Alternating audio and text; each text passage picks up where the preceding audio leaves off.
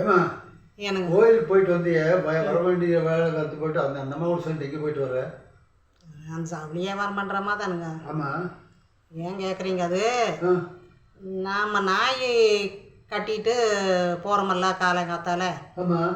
நாய் கட்டுறதுக்கும் அந்த சங்கிலி எடுக்கிறக்கும் பார்த்தோங்களா, அதை பார்த்து பயந்துக்குது கருமம். எதுக்கு நாய் சங்கிலிக்கு இருக்கு? நாய் சங்கிலி பார்த்தாலே பயமாக இருக்குது எனக்கு. ஏன் சொல்கிற?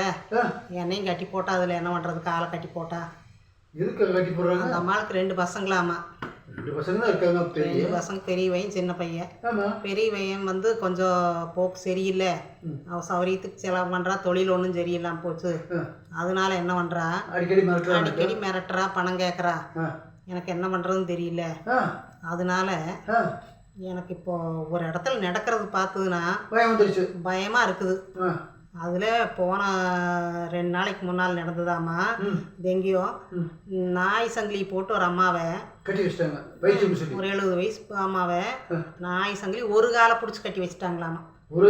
ஒரு காலை. அந்த அம்மா எங்கேயும் போக முடியாமல் ஒரு 6 மாதத்துக்கு மேலேயே அந்த ஒரு காலை மட்டும் பிடிச்சி நாய் சங்கிலியில் பெரிய சங்கிலியில் கட்டி வச்சுட்டாங்க, எங்கேயும் ஓடி இருக்கக்கூடாதுன்ட்டு.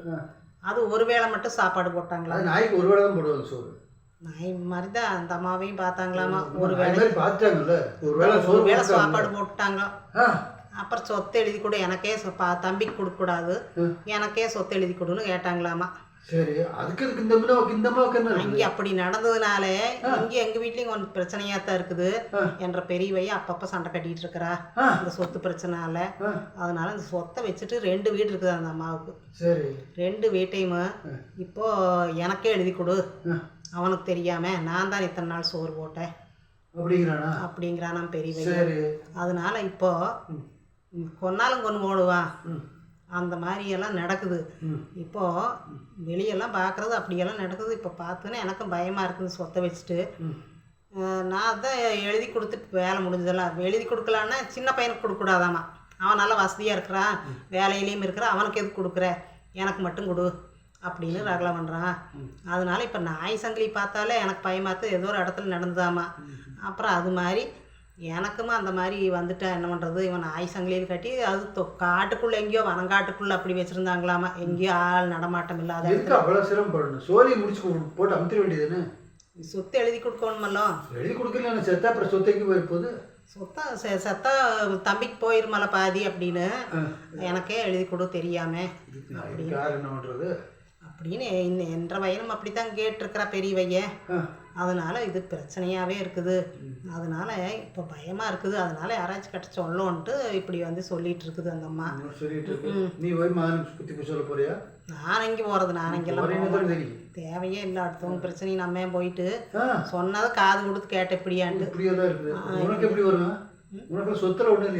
சொத்து இருந்தா என்ன, இல்லாட்டி என்ன, சாப்பாட்டுக்கு இருந்தா சரி கம்முன்னு நிம்மதியா இருந்துட்டு போக வேண்டியது தானே. நம்ம பாடுபடுறோம், சாப்பிட்றோம், அதோட இருந்துட்டு போக வேண்டியது தானே. ஆமா, சொத்துக்கு சேர்த்து வச்சுட்டாரு, சிக்கலா போயிரு.